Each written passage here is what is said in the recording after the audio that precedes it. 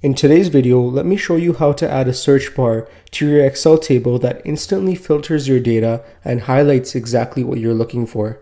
I have my Excel table right over here. It's a pharmacy information table. And over here in this spreadsheet, I have the same table, but I have attached a search bar to it.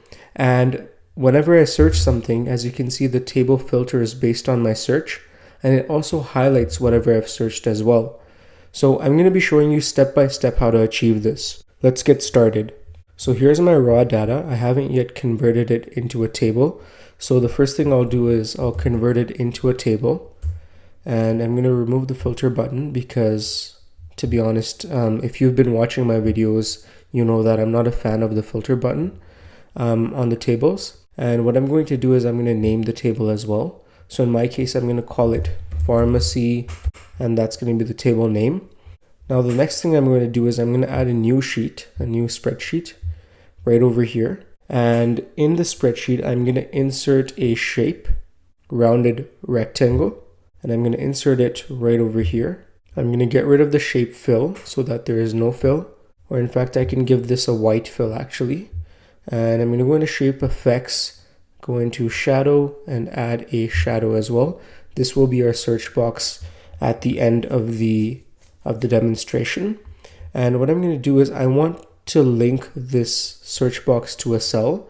So whenever I search, whenever I click within this search table, I want the user to be able to click within a cell that's going to be right behind it. So I'm going to have cell B2 that's right behind it. So I'm just going to expand my rows a little bit and expand the column as well. So basically we can go ahead and put this right in front of cell B2. So now automatically whenever the user rather, goes into the search bar, they're clicking on cell B2. So we're going to be linking cell B2 to the search bar later on in the subsequent steps as well. For now, what I'm going to do next is I'm going to insert a rectangle within this rounded rectangle.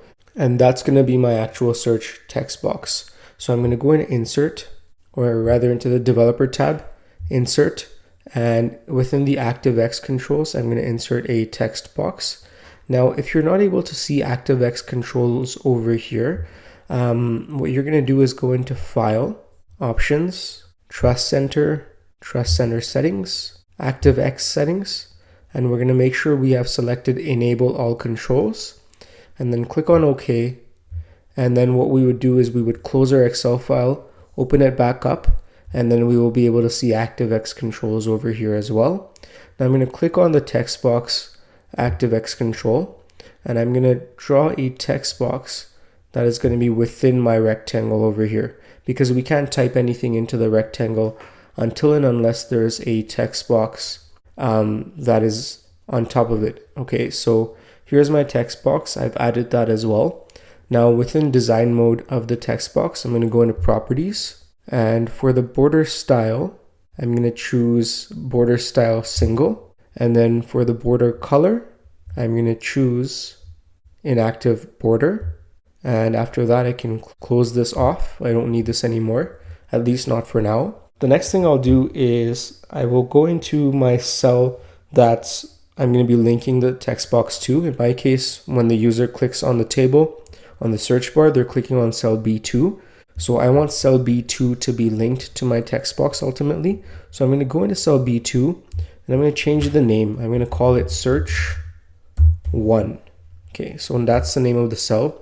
It's no longer called cell B2, it's called cell search 1. Now we can go ahead and we could start building our data table as well. So I'm going to grab the headers of my existing table and bring it over here. I'm going to paste it right below over here. And actually I'm going to go into Control Shift and V. That's going to paste it as plain text because I don't want the formats. The next thing I'm going to do is I'm going to be using a formula to be able to filter my table over here based on whatever I've searched in my search bar over here. So here's the formula we're going to be using. It's going to be equals to filter, open bracket, and then after that we're going to be filtering the pharmacy 1 table. That's the name of the table, so pharmacy 1, comma, and then the by row function, open bracket, and then once again the pharmacy 1 table, comma, and then the lambda function, open bracket, and row, comma, sum function, open bracket once again, 2 dashes like so, and then the is number function, open bracket, and then we're going to use the search function. And I have the cell that's named search and search1 as well. We want to ignore that. We want to go with the function that's called search. So double click on that. Now I'm going to select the cell, that's cell B2. Cell B2 is called search1. So search1, comma, row. And then I'm going to close my bracket 3 times. And then I'm going to write greater than 0, and then comma.